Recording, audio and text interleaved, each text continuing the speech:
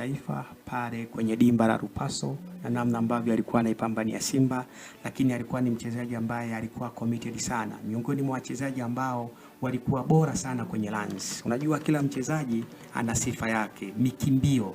Unapomzungumza Emmanuel Okwi kwenye runs, yani anapokimbia anaiomba kwenye space, akishaiomba anakuwa ni sehemu ya mchezaji ambaye kama anapokea moja kwa moja, jitazame, anaweza akaenda kukufanyia jambo ambalo ni baya sana. Ile jezi nambari 7 ya Simba ni miongoni mwa jezi ambayo alitumikiwa kwa kiwango kikubwa sana na kuwafanyia makubwa sana Simba. Ni mchezaji ambaye amepita Simba kwa vipindi tofauti tofauti. Ndiko sehemu pekee ambako naweza ukasema amefanikiwa kwenye mazingira makubwa sana. Msimu wa mwaka 2009 mpaka 2013 akicheza Simba michezo 38, alihusika kwenye kufunga magoli 18. Watu wengi sana walianza kumjua hapo 2009.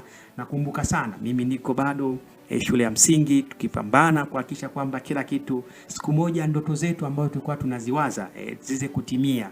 Kukaa kwenye maiki kama hivi na kuzungumza ilikuwa ni mawazo ambayo mimi nasoma yalikuwa kichwani, na watu ambao nilikuwa nawatazama sana alikuwepo mchezaji anaitwa Dan Mlwanda pamoja na Emmanuel Okwi. Hawa ni wachezaji ambao nilikuwa nawatazama kwenye eneo la mbele. Sasa mafanikio hayo ni makubwa, ameenda amerudi, lakini pamoja na kwamba amerudi, msimu wa mwaka 2014-15 kaperform kwenye ubora mkubwa sana. Amerudi Simba Emmanuel Arnold Okwi, mechi 20 magoli 16. Baadaye anakwenda kwenye vilabu vingine, lakini alipokuja kurudi amekuja kuhusika kwenye magoli mengi sana. Mtu anacheza michezo 53 anafunga magoli 36, maana yake alikuwa ni mchezaji ambaye ubora wake ulikuwa mkubwa.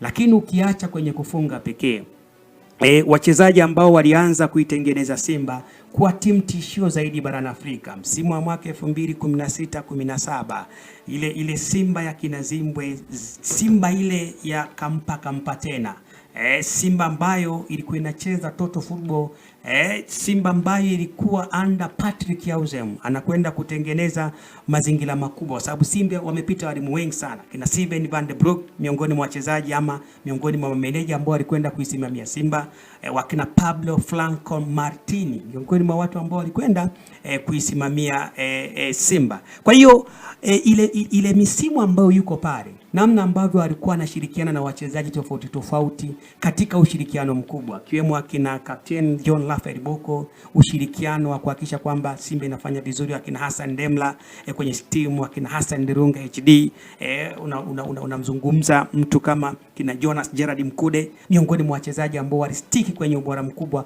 ukiacha sajili zingine za nje. Kwa hiyo kwa mafanikio makubwa ambayo ameyaonesha kwa Tanzania, ameyaonesha sana akiwa na kikosi, naweza nikazungumza cha Simba ukiacha maeneo mengine, lakini kwa upande wa Uganda watamkumbuka sana kwenye kikosi cha Sport Villa ambako foundation yake ni kama ndiko ilitengenezwa ikaanza kuwa ruru. Mechi 40 magoli 13 yakaanza kumuonesha kwamba kama kuna timu bara la Afrika lolote ama timu yoyote inaweza ikamuona, inaweza ikaweka hela na ikamchukua. Na of course kila mtu anajua baada ya kuja Simba, Emmanuel Arnold Okwi alikuwa ni mchezaji ambaye alikuja kufanya makubwa. Hii miaka ambayo Okwi inamuonesha yuko nayo, lazima tu tukiri ule ukweli kwamba this is not an official age. This is the certificate age. Ni umri wa kwenye cheti ambao naweza nikasema ni kama umri wa kazini, lakini kwa maana Emmanuel Arnold Okwi alivyo ni mtu ambaye ni more than. Umri wako wa kazini ngapi?